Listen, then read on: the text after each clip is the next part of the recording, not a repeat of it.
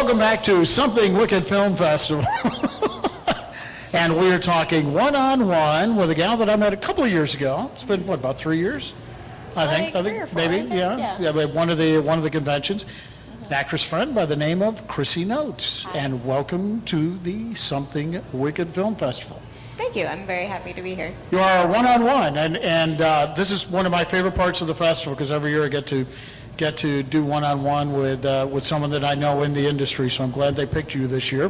Me too. Because we've had a chance to cross paths a little bit. We were actually in the same film together, but never saw one another because you were like in Savannah and I was up here in Atlanta for my scenes that were shooting all over Georgia. So yeah, and you mentioned it earlier. I'm like, I know, I couldn't remember if you were in it or not, and I guess it's because at that point in the movie, my stuff was done. I already gone. Well, plus, and I lost a day because the first AD didn't tell me that I was supposed to be on set. So that's another story altogether. Yeah, no, but that happens in this business. About those individuals. That's right. That's right. So anyway, let's for the folks that may not know you, let's talk a little bit about how did Krissy Notes end up getting into the acting filmmaking business. Oh wow. Okay. Go all the way back as far as you All the can. way back. Yeah, why not? I would say I guess I was kind of untraditional. So I remember being a kid, and funny enough, it was the movie The Mask. I remember that movie very well, yeah. And that was the point where I think I turned to my mom, and I'm like, yeah, I want to be an actor. And she's like, that's like, you got to go to Hollywood, and that, just totally pushed aside. And I don't think the thought came back up until probably middle school is when I actually was doing plays, was really enjoying it. But we were a military family, so we moved Oh, wow, yeah. a lot. And so we moved, I think, I was in 7th grade. So then we moved here to Georgia, and the school I was at didn't really have a drama club. It was all musicals or different things that I just really wasn't a fan of. So I just put it on the back burner, didn't really think about it until I went through college. I got my undergrad, and it was around the time of the recession, so couldn't find a job. Yep. So I'm kind of sitting there, and I'm like, okay, well, I did what everyone told me I was supposed to do. I went to college, I got a business degree. Now what? And so I was like, okay, well, what do I want to do? And then the movie thing popped back up, and I really wasn't sure, do I want to be in front of the camera, do I want to be behind? So I actually went back to school. I have a really bad habit of that. Okay. Professional students, folks. Yeah. Basically, yeah. So I went to school for 3D animation. Nice. And in the process learned Photoshop, Illustrator, how to do a little bit of editing, Maya. But then I realized it was 16 hours behind a desk, waiting for 10 seconds to render, and it was miserable. And I had no patience for it. So at the same time I was doing that, I had found a acting company to go to, the company acting studio. And I had started taking classes there, and it's a Stella Adler technique. Yeah. And everyone there was just amazing, and it just came very natural, and it just fit, and it worked. And after that I was like, okay, well, I don't really want to sit here anymore. So I gave up on that and focused solely on acting, and then just continuing with the job that I had and trying to go out for auditions and do the smaller things. And it also had a theater company attached to it. Oh, good. So I was able to do plays and audition that way, and it was run by Lucina Stoneburner. Sorry. And she was just phenomenal. She was at least the on-set acting coach for a lot of the CW shows. Yep.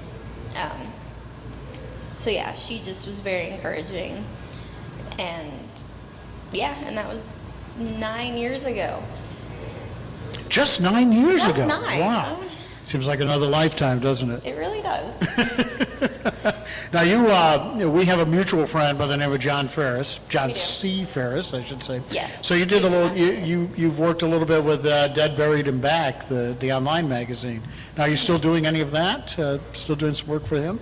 Sometimes. He's kind of shifted a little bit more into producing his own films and his own work. Yeah, he's been doing that for Yeah. big time for a couple of years. Yeah. So that's started to take off. I know he just finished one called They Get Out. And I think that one turned out really well. And then I think he's working on some bigger things because he helped out with No Sin Unpunished. Right, yeah. John Ferris Sr. did. Right, that his dad is the John Ferris, who wrote The Fury and very well-known sci-fi writer. Yeah, so I don't know what I can say about that. They're in works for something. I'll leave it super vague. Yeah, I don't know what's happening on that one either. Yeah, we'll just leave it super vague. You're doing it? We'll just leave it super vague. Yeah, we'll leave you super vague on that one. Watch for it, because when I worked on it, it was Horror Show. So then they changed the name. I still have the worst time trying to remember that it has a new name, so I still refer to it I still call it that too. The Horror Show. Right. That we were on, but now it's just No Sin Unpunished. So when you first got started, when you first decided to get in front of the camera and all of this 9 years ago, what's some of the first stuff that you started doing? How did you get into this business? I think I started with plays because I had access to that. Like I could audition for that. And unfortunately, I don't think I had the best start because I think I got some really bad advice of basically wait was kind of the answer I got. Really? Yeah.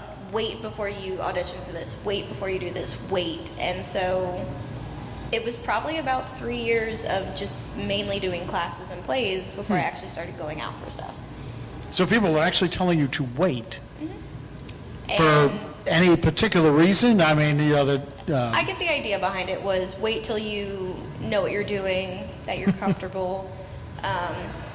Wait till you have footage to show people. Wait till you have something on your resume, and a lot of it was like representation. So it was like, I wait see. till you Okay. have all this before you Right. seek representation, or wait for this. And also, people weren't very open with information, which, looking back, was extremely frustrating because I can relate to that. Yeah. So I meet new actors now, and they're like, I don't know what to do. And I'm like, let me make you an entire list. Like, let me go through every acting studio I know of, every agent I know of, all the different sites to find auditions. Right. Because not having that information at the beginning, I think I wasted time that I could have been perfecting and actually, getting out there a lot more and getting comfortable being on set and being in films and getting past that green stage a little bit. And there's some bad ones out there you have to watch out for, too. I mean, that's what I ran into. When I moved here in '84, there really wasn't a big film industry. Yeah. I mean, there was a few movies. It was just starting to catch on a little, and there were a lot of people out there ready to take your money Oh, yeah. and not teach you anything. I admit I think I've been scammed at least twice. Yeah, I guess probably you can't be an Atlanta actor without having been scammed. Yeah. At least once or twice, yeah. These guys that are just basic in business to sell you pictures Yeah, or classes. yeah, I think, again, it was completely new, and a friend of mine was like, yeah, I have this, agent, manager, you should, reach out to them. It's always a great start. So they picked me up right on the spot, and I get a call of, hey, we booked you on something. We booked you on this show, this movie, for, an entire week. I'm like, oh, this is great. I took off work. I'm like, oh, I'm so excited, so excited. I get there, and they've booked me as an extra on a film in a crowd of 300-400 people for a dance club Disney movie. But again, brand new, so had never been on set anyways. So I think the first day or two was still kind of oh, this is awesome, this is great. And then it was day 3, someone came up because I was trying to fill out the stupid paperwork, and she's like, you're giving someone part of this money, this extra day rate, you're splitting that with someone? Because it was through my manager, agent, so they got their portion of it. And that was kind of when it clicked, I think this isn't right. This doesn't seem right. So yeah, I think after that experience, I took it for what it was, and it was still a fun time. I met people and learned what it was like to be in a crowd of 300 people. Well, and you do learn protocol. Yeah. You learn set protocol, but the number of people I run into that, when I find out they're paying commissions on extra work. And folks, if you're thinking of doing this, you need to do extra work with a Polaroid picture. You don't need anybody else. No. There's numbers to call. There's plenty of 4 major agencies that do nothing but that, so. Yeah, so, yeah, I took it for what it was, and then needs to say the next time that manager called, I was like, I'm not available, I'm sorry. I have nothing for you anymore, we're done. Now, how did you finally were able to find representation eventually? Because I know that's the hardest thing, I think, for an actor first starting out. It was for me. It took a couple of years. I mean, I wouldn't even say starting out. I think it's a challenge for actors, like, continue. Like, I've probably gone through 4 or 5 agents. So yeah, at the beginning, it really does feel like you'll take whichever one will take you, because you don't have the credits to back some of the bigger name ones. But you do know people that, credits aside, like they have a really distinguished look or they've done a showcase. There's ways to get in front of the bigger agents and to be picked up. But yeah, sometimes you go the route of who will take me. So yeah, I think I went that route a couple times. Had an agent for about 2 years, got dropped, which is traumatic. I know a lot of actors that go through that. It gets better. And then found the agent that I'm with now, and I'm very happy there. So yeah, I think new seasoned, because I have friends that have tons and tons of credits, and their agent will just drop them. Sure, that happens, yeah. Yeah. And the competition's getting heavier and heavier now with all of the industry that's coming in now, a lot of LA people moving here, New York people and stuff, so that's happening more and more. You have to be very, very careful. You do. You have to find your way to stand out in a good way. Because I think I was talking with a friend that's producing a movie, and out of maybe 10 roles, I think he said he had close to like 20,000 submissions. Wow. Yeah. And so you're thinking about that, like as an actor, like 20,000 submissions came in, they maybe sent auditions to like 1,000 or even less than that usually.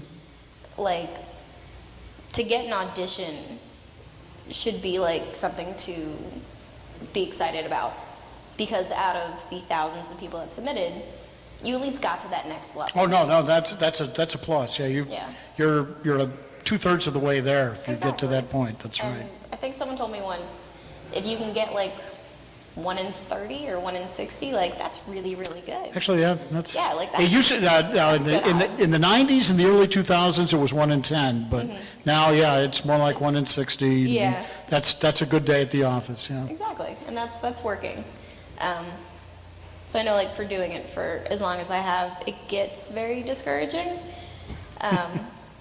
Just because, people in general, I don't think are used to constant rejection. It gets easier to handle, but you never fully get over someone telling you nothing, or just you pouring your heart into something and there not being a return on it. Yeah. But I actually got really good advice from an actor the other day, because I asked him, because he's a series regular now, but when he started 10 plus years ago, it was just day playing, little stuff. And so I asked him, like, how did you stay motivated during like the down periods? And his response was, well, you're really only like 1 contract away. It's true. And that was, I thought, pretty solid advice. Like, you never know. You never know, and usually you don't see it coming.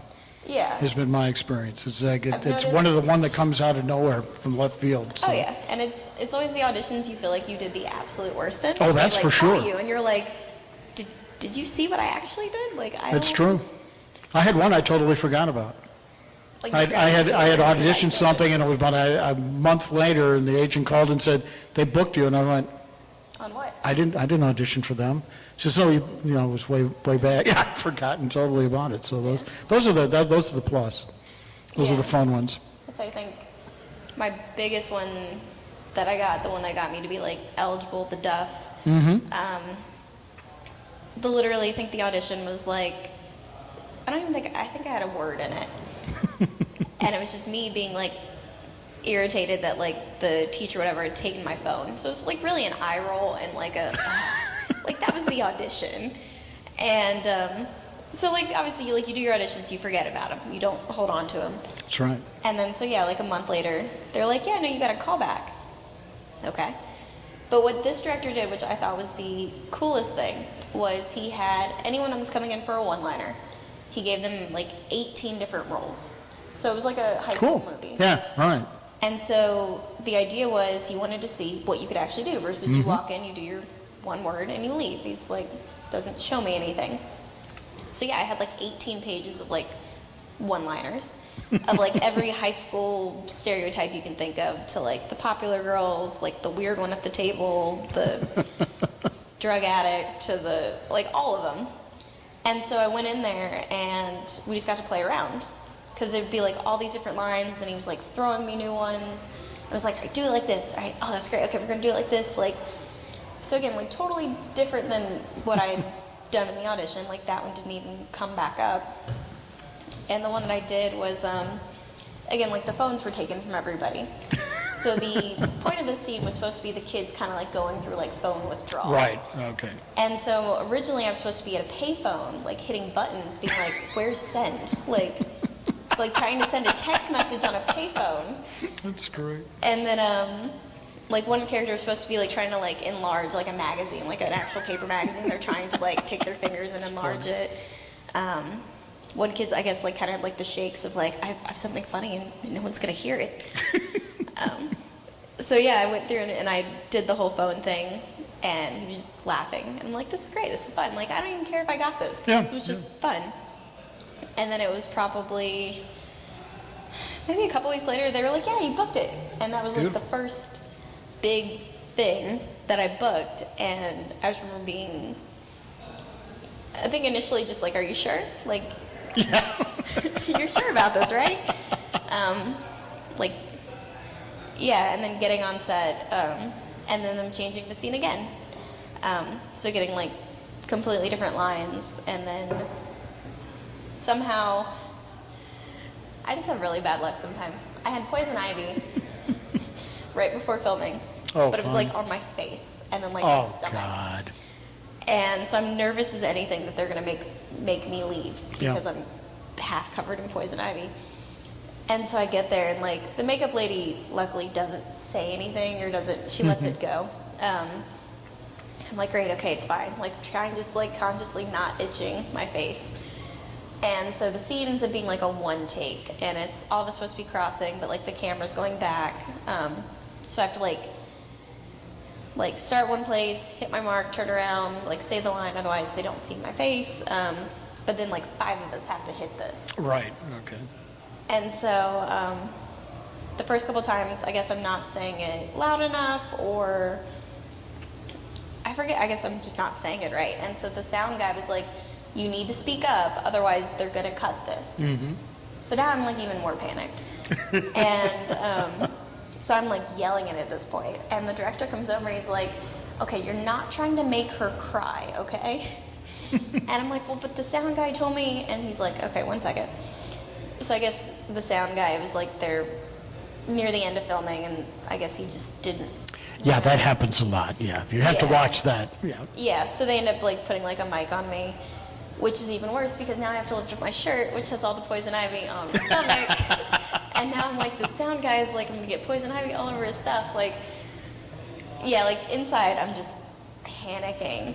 And then I remember like the extra, like I was meeting another extra, it was an extra next to me that they had placed. I was supposed to like walk, and then I turned and did my line. And I remember at one point hearing her be like, I could do this better. I'm like, oh my God, this is terrible. But finally, like, it works out. I remember I didn't invite anybody to see the movie.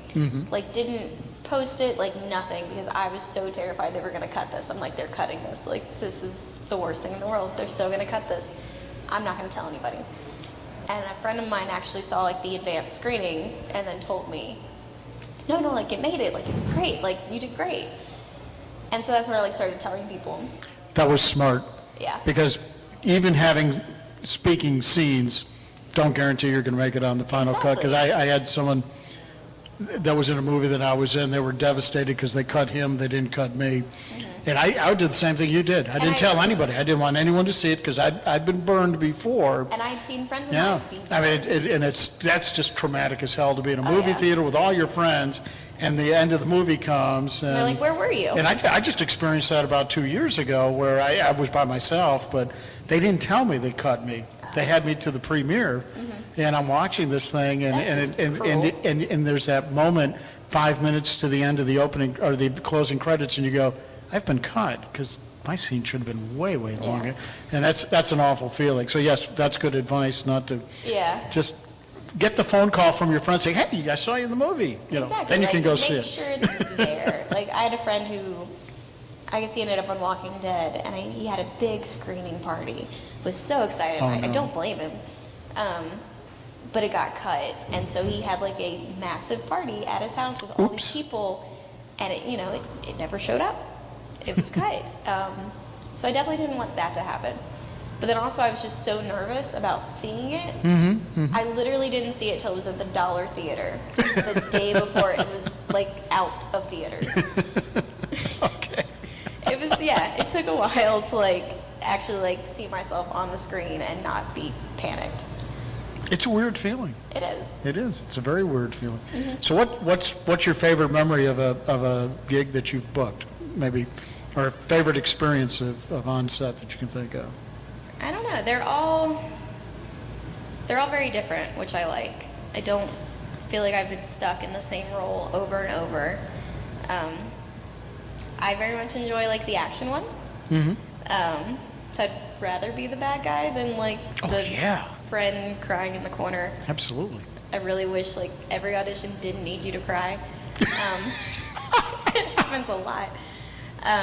So yeah, the ones where there's action or horror, sci-fi, something that's outside of your daily life, because then you really get to play and be a different person, and then it's it's fun to run around and do stunts and say things you wouldn't normally say to people, and I think those are probably my favorite ones.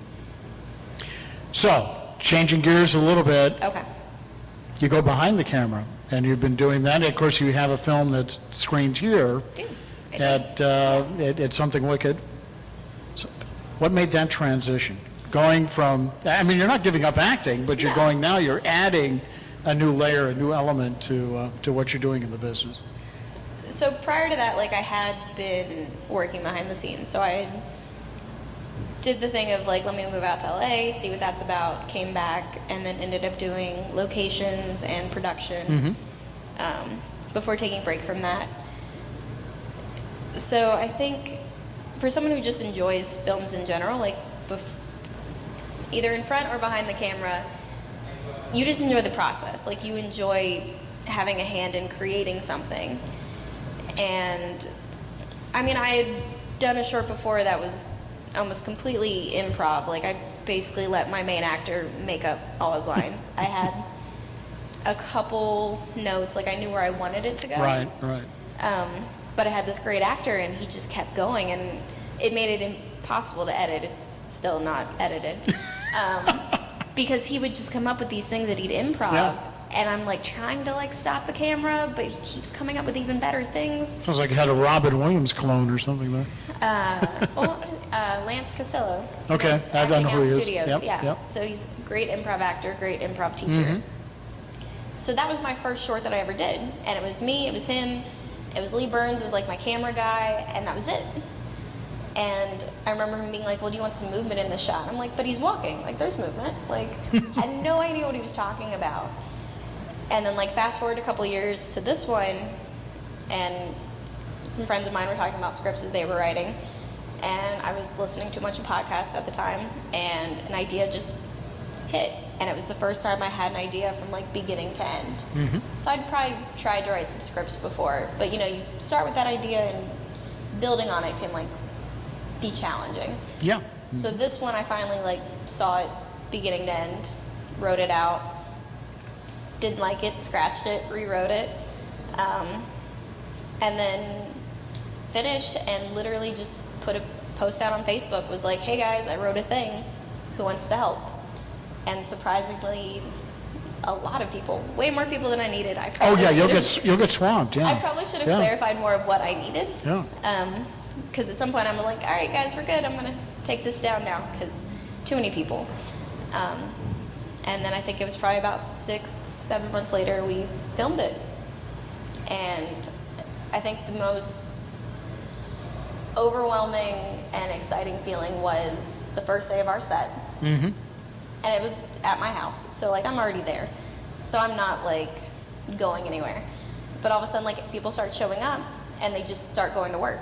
Yeah, yeah. They just start setting up, they're doing this, like, people are asking me questions, like, and it's just to see all these people go from being like, yeah, no, I'll totally help, to actually show up to help, and like they know what they're doing, and like they're just doing it, and they're doing it for you because they know you and they want to help you with what you're trying to do, and they like what you wrote and they like the ideas that you have. Like, I think it's the best feeling in the world. It is, yeah. Good one. So you had a chance to see it for the first time, or whatever. The first time you saw it, I mean, it's a different when you're seeing it with an audience than when you're editing or whatever. So Big difference. So describe that feeling. I think that also is a very cool feeling. It's screened a couple times now, and so I was sitting there yesterday with the theater full of people, and of course I'm cringing at all the spots of like, oh, I wish like the lighting was better there. I wish the sound was better there. Like, I'm looking at it from that like producer eye, I guess, of like, oh, I wish we could fix that. I don't. But then like the audience starts laughing at the jokes that I've written. That's always a good feeling. Yeah, and it's like they're dying at some of these parts, and like some of the things that we did, and people are reacting to it, and that kind of washed away all of those little like nitpicky things that while editing and like re-editing and editing again, like I'd gotten so focused on those things and all the things that were wrong with it, I lost like the actual picture. And Sure, yeah. to have everyone reacting to it and exciting and clapping for it, like I totally went in there just like wanting to like hide because I didn't think anyone would like it. So that was a tremendous relief, and then to have people asking about it and asking about the process and impressed with like some of the like lighting and camera stuff that we did is also really cool. Yeah. Yeah. So there will be more. We'll Maybe. get there. We'll get there, okay.